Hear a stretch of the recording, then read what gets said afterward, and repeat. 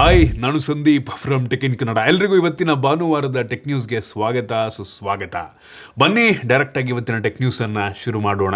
ಇವತ್ತಿನ ಮೊದಲ tech news ಬಂದ್ಬಿಟ್ಟು, ಕಳೆದ ವಾರ ಅಂತೂ OnePlus ಕಂಪ್ನಿ ಮುಚ್ಚೋಗ್ತಾ ಇದೆ ಅನ್ನುವಂಥ ನ್ಯೂಸ್ ತುಂಬಾ ಓಡಾಡ್ತಾ ಇತ್ತು. ಇದೀಗ OnePlusನವರು ಅದಕ್ಕೆ ಅಫಿಷಿಯಲ್ ಆಗಿ ರೆಸ್ಪಾಂಡನ್ನು ಮಾಡಿದ್ದಾರೆ, ಒಂದು ಪೋಸ್ಟನ್ನು ಶೇರ್ ಮಾಡ್ಕೊಂಡಿದ್ದಾರೆ.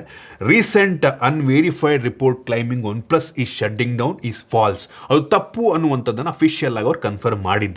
ಆ ರೀತಿ OnePlus ಮುಚ್ಚೋಗ್ತಾ ಇಲ್ಲ ಕಂಪನಿ.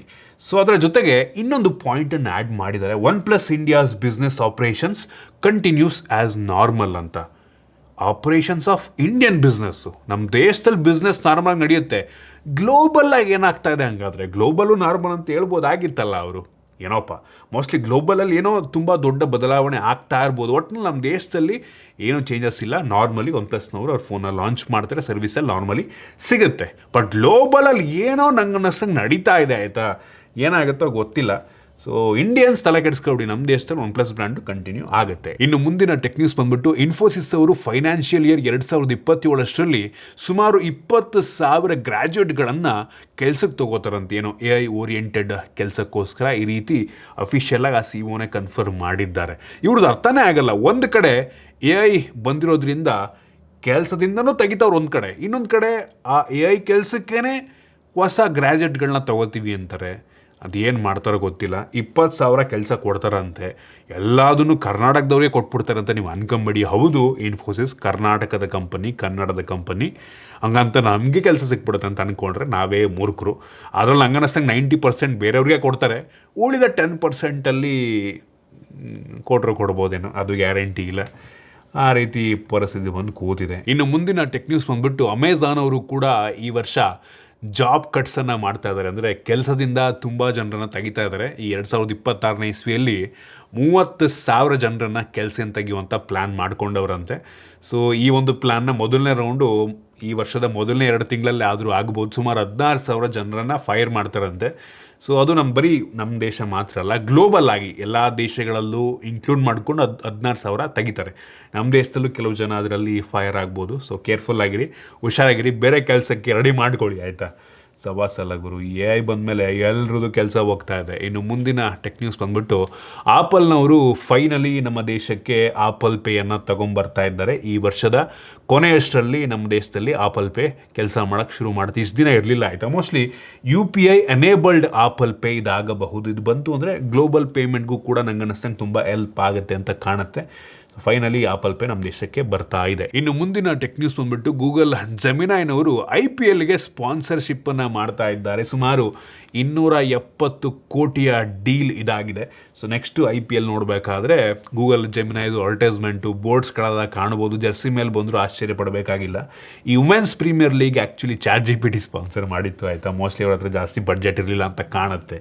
ಇನ್ನು ಮುಂದಿನ ಟೆಕ್ ನ್ಯೂಸ್ ಬಂದ್ಬಿಟ್ಟು, ಫೈನಲಿ ನಥಿಂಗ್ ಅವರು ಅವರ ಬ್ರ್ಯಾಂಡ್ ಲೋಗೋನ ಚೇಂಜ್ ಮಾಡ್ತಾ ಇದ್ದಾರೆ. ಮುಂಚೆ ಡಾಟ್ ಇರ್ತಿತ್ತಲ್ವ ಲೋಗೋದಲ್ಲಿ, ಇದೀಗ ಅದನ್ನು ರಿಮೂವ್ ಮಾಡಿ ಒಂಥರ ಪ್ಲೇನ್ ರೌಂಡೆಡ್ ಲೋಗೋನ ಮಾಡಿದ್ದಾರೆ. ಹೊಸ ಲೋಗೋ ಆ್ಯಕ್ಚುಲಿ ಚೆನ್ನಾಗಿದೆ. ಮುಂಚೆ ಇದ್ದಿದ್ದಕ್ಕಿಂತ ಈಗಲೇ ಲೋಗೋ ತುಂಬ ಚೆನ್ನಾಗಿ ಕಾಣ್ತಾ ಇದೆ. ಇನ್ನು ಮುಂದಿನ ಟೆಕ್ ನ್ಯೂಸ್ ಬಂದ್ಬಿಟ್ಟು, ರೀಸೆಂಟಾಗಿ ಸ್ಮಾರ್ಟ್ಫೋನ್ಗಳ ಪ್ರೊಸೆಸರ್ಗಳು ತುಂಬ ಪವರ್ಫುಲ್ ಆಗಿಬಿಟ್ಟಿದೆ, ಆಯಿತಾ?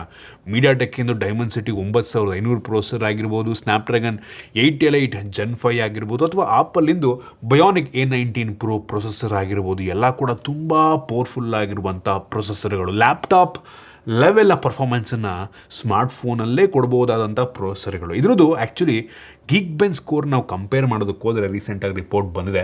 ಸಿಂಗಲ್ ಕೋರ್ ಪರ್ಫಾರ್ಮೆನ್ಸಲ್ಲಿ ಪ್ರತಿ ಸಲ ಆಪಲ್ಲು ಟಾಪ್ ನಾಚ್ ಒಂದು ಸ್ಕೋರ್ನ ಕೊಡುತ್ತೆ. ಆ ಸ್ಕೋರ್ ನಾನು ನಿಮಗೆ ತೋರಿಸ್ತಾ ಇದ್ದೀನಿ. ಸೊ ಫಸ್ಟು ಆಪಲ್ ಬರುತ್ತೆ, ಆಮೇಲೆ ಸ್ನ್ಯಾಪ್ಡ್ರ್ಯಾಗನ್ 888 Gen 5, ಆಮೇಲೆ ಡೈಮೆನ್ಸಿಟಿ 9500. ಬಟ್ ಸ್ಟಿಲ್ ಈ ಒಂದು ಸ್ನ್ಯಾಪ್ಡ್ರ್ಯಾಗನ್ ಮತ್ತು ಮೀಡಿಯಾಟೆಕ್ಕಿನ ಸ್ಕೋರ್ ಎಷ್ಟು ಕ್ಲೋಸ್ ಆಗಿದೆ ನೋಡಿ. ಬಟ್ ಆಪಲ್ದು ತುಂಬ ಒಂದು ಸ್ಕೋರ್ ಡಿಫ್ರೆನ್ಸ್ ಇದೆ.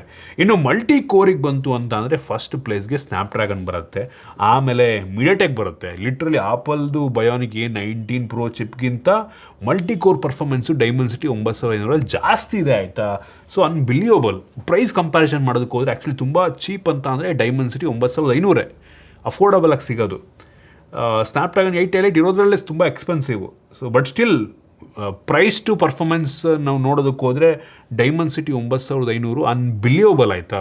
ಒಳ್ಳೆ ಪರ್ಫಾರ್ಮೆನ್ಸನ್ನು ಕೊಡುತ್ತೆ. ಅಷ್ಟೊಂದು ಹೀಟ್ ಕೂಡ ಆಗಲ್ಲ ಮುಂಚೆ ಆಗ್ತಿರೋ ಅಷ್ಟು. So ultimate performance. ಇನ್ನು ಮುಂದಿನ ಟೆಕ್ ನ್ಯೂಸ್ ಬಂದ್ಬಿಟ್ಟು ಎಚ್ ಪಿನವರು ಒಂದು ಯುನೀಕ್ ಆಗಿರುವಂಥ ಒಂದು ಪಿ ಸಿಯನ್ನು ಲಾಂಚ್ ಮಾಡಿದ್ದಾರೆ.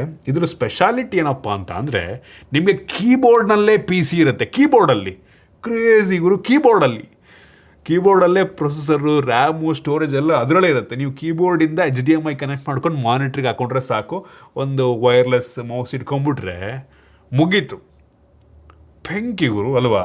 ಯುನೀಕ್ ಆಗಿರುವಂಥ ಒಂದು ಟೆಕ್ನಾಲಜಿ, ಅನ್ಬಿಲಿಯಬಲ್. ಬಟ್ ಒಂದೇನಪ್ಪ ಅಂದರೆ ಆ ಕೀಬೋರ್ಡೇನೋ ಓಕೆ, ಕೀಬೋರ್ಡ್ ಹಾಳಾಗ್ಬಿಟ್ರೆ ಏನು ಮಾಡೋದು? ಅದನ್ನು ತುಂಬ ಈಸಿಯಾಗಿ ರೀಪ್ಲೇಸ್ ಮಾಡೋ ಥರ ಇದ್ದರೆ ಚೆನ್ನಾಗಿರುತ್ತೆ, ಮೆಕ್ಯಾನಿಕಲ್ ಕೀಬೋರ್ಡ್ ಥರ. ಸೊ ಅದು ಯಾವ ಥರ ಕೀಬೋರ್ಡ್ ಅಂತ ಯಾವುದು ಹೆಚ್ಚಿನ ಮಾಹಿತಿ ಇಲ್ಲ. ಬಟ್ ಸ್ಟಿಲ್ ಬರೀ 750 ಗ್ರಾಮ್ ಇದೆಯಂತ ಕೀಬೋರ್ಡ್ ಗುರು. ಬೆಂಕಿ. ಬ್ಲೂಟೂತ್ 4.0, ವೈಫೈ 7, ಅಪ್ಗ್ರೇಡಬಲ್ ರ್ಯಾಮ್ ಅಂತೆ. ಬೆಂಕಿ ಗುರು. ಸಖತ್ತಾಗಿದೆ ಮಾತ್ರ. ಇದ್ರಲ್ಲಿ Ryzen AI 300 ಸೀರೀಸಿಂದು ಏನೋ ಚಿಪ್ ಇದೆಯಂತೆ. ಯುನೀಕ್ ಆಗಿದೆ ಒಟ್ಟಿನಲ್ಲಿ. ನಿಮಗೆ ಕೀಬೋರ್ಡಲ್ಲೇ ಪಿ ಸಿ ಅಂತ ಅಂದರೆ ಬೆಂಕಿ. ಇನ್ನು ಮುಂದಿನ ಟೆಕ್ ನ್ಯೂಸ್ ಬಂದ್ಬಿಟ್ಟು ಪ್ರೀವಿಯಸ್ಲಿ ಇದ್ರ ಬಗ್ಗೆ ಟೆಕ್ ನ್ಯೂಸಲ್ಲಿ ಮಾತಾಡಿದ್ವು. ನೆಕ್ಸ್ಟ್ ಲಾಂಚ್ ಆಗುವಂಥ ಸ್ಯಾಮ್ಸಂಗ್ ಗ್ಯಾಲಕ್ಸಿ S26 ಸೀರೀಸ್ನಲ್ಲಿ ಮ್ಯಾಗ್ಸೇಫ್ ರೀತಿ ಆಪ್ಷನ್ ನಮಗೆ ಸಿಗುತ್ತೆ ಅಂತ. ಇನ್ನೂ ಅದ್ರ ಬಗ್ಗೆ ಕನ್ಫರ್ಮೇಷನ್ ಇಲ್ಲ. ಒಟ್ಟಿನಲ್ಲಿ ಅದರದ್ದು ಆಕ್ಸೆಸರೀಸ್ ಎಲ್ಲ ಲೀಕ್ ಆಗ್ತಾ ಇದೆ, ಆಯಿತಾ. ಸೊ ಪೌಚು, ನಿಮಗೆ ಹಿಂದೆ ಪೌಚ್ ಪ್ಲಸ್ ಸ್ಟ್ಯಾಂಡ್ ರೀತಿ ಕೆಲಸ ಮಾಡುವಂಥ ಆಕ್ಸೆಸರಿ ಲೀಕ್ ಆಗ್ತಾ ಇದೆ.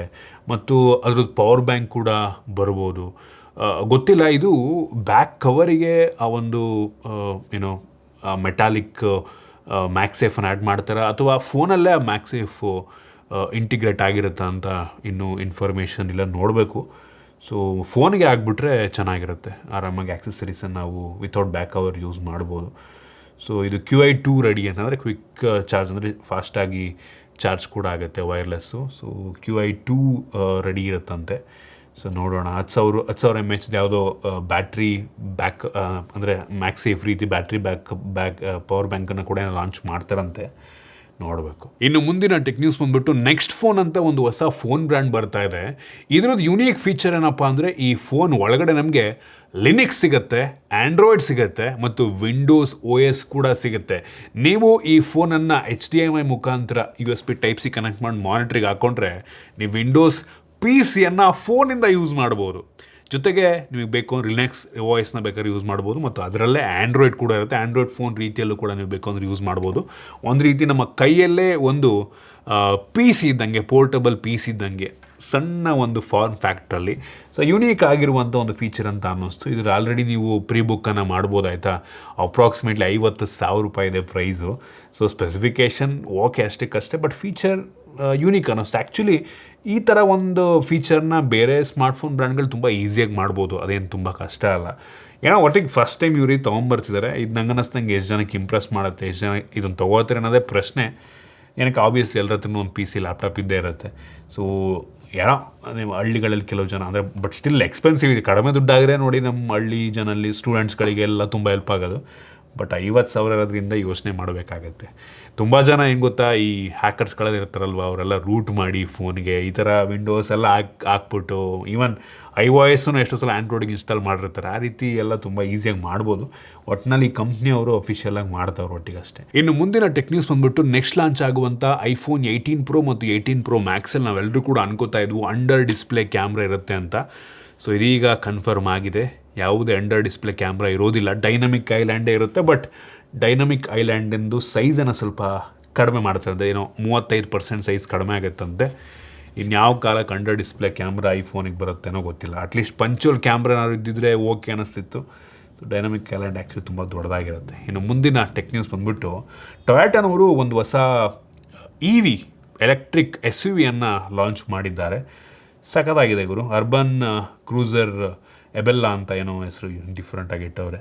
ಸೊ ಇದು ನಮ್ಮ ದೇಶದ ಮೊಟ್ಟ ಮೊದಲ SUV, EV SUV ಆಯ್ತವ, ಎಲೆಕ್ಟ್ರಿಕ್ SUV. ಸೊ ಇದೇನೋ ಮಾರುತಿ ವಿಟಾರಾ ಪ್ಲ್ಯಾಟ್ಫಾರ್ಮ್ ಮೇಲೆ ಇದನ್ನು ಬಿಲ್ಡ್ ಮಾಡಿದಾರಂತೆ. ಸೊ ಇದರಲ್ಲಿ ನಮಗೆ 2 ಆಪ್ಷನ್ ಇದೆ, 49 kWh ಬ್ಯಾಟ್ರಿ, ಇನ್ನೊಂದು 61 kWh ಬ್ಯಾಟ್ರಿದು. ಸೊ ಅವರು ಕ್ಲೈಮ್ ಮಾಡ್ತಿರೋದು 543 ಕಿಲೋಮೀಟರ್ ರೇಂಜು. ಸೊ ರೇಂಜು ಸುಮಾರಾಗೇ ಇದೆ. ಫೀಚರ್ಸ್ ಎಲ್ಲ ಆ್ಯಕ್ಚುಲಿ ಚೆನ್ನಾಗಿದೆ. 360 ಕ್ಯಾಮ್ರಾ ಇದೆ, 7 air bag, Level 2 ADAS, ABS, ESP, ಎಲ್ಲ ಫೀಚರ್ಗಳು ಸಹ ಇದೆ. ಮತ್ತು 8 ವರ್ಷ ಏನೋ ಬ್ಯಾಟ್ರಿ ಮೇಲೆ ವಾರಂಟಿ ಕೊಡ್ತಾರಂತೆ, ಒಳ್ಳೆಯದು. ಆಮೇಲೆ ಬ್ಯಾಟ್ರಿ ಸಬ್ಸ್ಕ್ರಿಪ್ಷನ್ ಮಾಡೆಲ್ ಸಹ ಏನೋ ಇದೆ ಅಂತ ಇದ್ದಾರೆ. So interesting. ಪ್ರೈಸ್ ನೋಡಬೇಕಪ್ಪ, ಪ್ರೈಸ್ ಇನ್ನೂ ಕನ್ಫರ್ಮ್ ಇಲ್ಲ. ಒಟ್ಟಿನಲ್ಲಿ 20ರಿಂದ ಎಕ್ಸ್ಪೆಕ್ಟೆಡ್ ಪ್ರೈಸು ಆಯಿತಾ, 20ರಿಂದ 25 ಲಕ್ಷ ಅಂತ ಹೇಳ್ತಾ ಇದ್ದಾರೆ. ಸೊ ಪ್ರೈಸು ಬೇರೆ ಬ್ರ್ಯಾಂಡ್ ಅವ್ರು ಮಾಡೋ ರೀತಿಯಲ್ಲೇ ಇದೆ ಪ್ರೈಸು, ಅಂದರೆ ಡಿಪೆಂಡ್ಸ್ ಅಂದರೆ ಸ್ಪೆಕ್ಕಲ್ಲಿ ನೋಡಿದ್ರೆ. ಸೊ ನೋಡೋಣ ವರ್ಕ್ ಆಗುತ್ತೆ ಏನು ಅಂತ. ತುಂಬ ಜನ ಇನ್ನೂ ತೊಗೋತಿಲ್ಲ, ಅಂದರೆ ಇನ್ನೂ ಎಸ್ಟಾಬ್ಲಿಷು ಆಗಿಲ್ಲ ಅಲ್ವಾ ಚಾರ್ಜಿಂಗ್ ಸ್ಟೇಷನ್ಸ್ ಅಷ್ಟೊಂದು. ಸೊ ಅದರಿಂದ ಇನ್ನೂ ರಿಲಯಬಲ್ ಇಲ್ಲ ನನಗೆ ಅನ್ನಿಸ್ದಂಗೆ ಕಾರ್ಗಳು. ಬೈಕ್ ಓಕೆ, ಕಾರ್ಗಳು ಇನ್ನೂ ರಿಲಯಬಲ್ ಇಲ್ಲ.